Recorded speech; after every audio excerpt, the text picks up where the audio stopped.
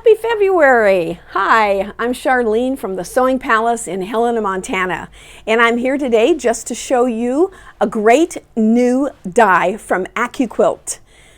Today I want to share with you the new Gnome Die. He is so cute. And if you like to do different creative things with your dies and with your decorating for the holidays, the gnome is a very fun one, because this gnome, you can pretend as a paper doll. You can make all kinds of different clothing wear for this gnome for any holiday coming down the pike. So we have St. Patrick's Day, we have Valentine's Day, we have Easter coming, and after that, the 4th of July. And what fun it is to decorate with the gnome and put different fabrics on him for different holidays. So let's get started. Let me show you here. The die for the gnome looks like this. He has a body, he has a hat, he has a beard, he has a small nose, and he has 2 pairs of shoes. So you have to cut 2 for the shoes. So when you get ready to cut some of these, what I do is I use a lot of my scraps out of my sewing room, because I don't like to throw them away. And for a lot of pieces, they're not huge in some of these dies. So you can save your scraps and use the colors to make fun pieces for some of these. I actually make more than one at a time because I like to collect them and have them ready when I get ready to make something. So I take scrap pieces, I take strips of material, and what we do to cut these for the accuquilt for the gnome is we're going to back all of these pieces with steam seam. And we're going to iron it on so that we have steam seam on one side of all of the pieces of fabric. Some of the pieces that I use are longer strips, and I will either use exactly what size I need, or sometimes I do the whole long strip and then I'll cut it into pieces after I'm done putting the steam seam on the back. And I'll cut it into the size of pieces that I need. I do like to measure my die to see exactly how many inches wide all my pieces are going to be, so that I know what size strips to make.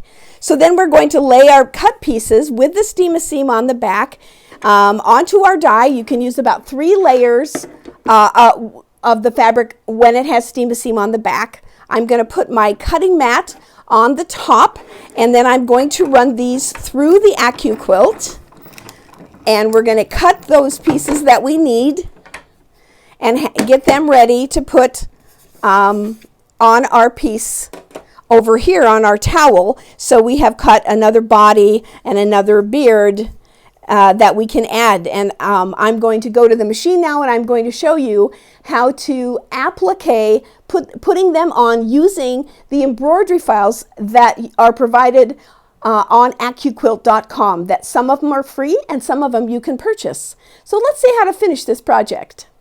Sewing machine now, and what we're preparing to do is I've been embroidering some my little leprechauns, but they're really gnomes, onto this towel for St. Patty's Day. And as you can see, I've already got 2 little guys all done, and I'm on the last one. I've put his feet on already and begun to stitch around his body.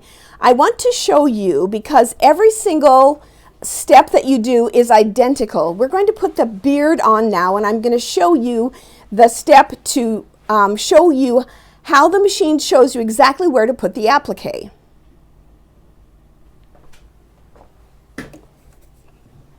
So we're going to start the machine, and it's going to sew the outline of where the beard is going to be laid on the machine.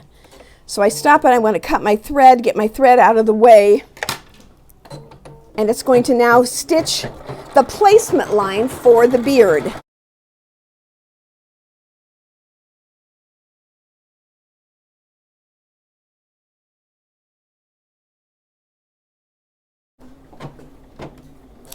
Now I'm going to lay the beard on top of that placement line so it can sew all the way around. And just because I can, and because it will be fun, I'm going to sew the beard on. I pulled the paper off the back of the beard. I'm laying it right in the placement line that it showed me where to position the beard. You can lay it down, sew it, and then iron it, or you can iron it now, take it off your machine and iron it, or come back and iron it when it's after it's stitched.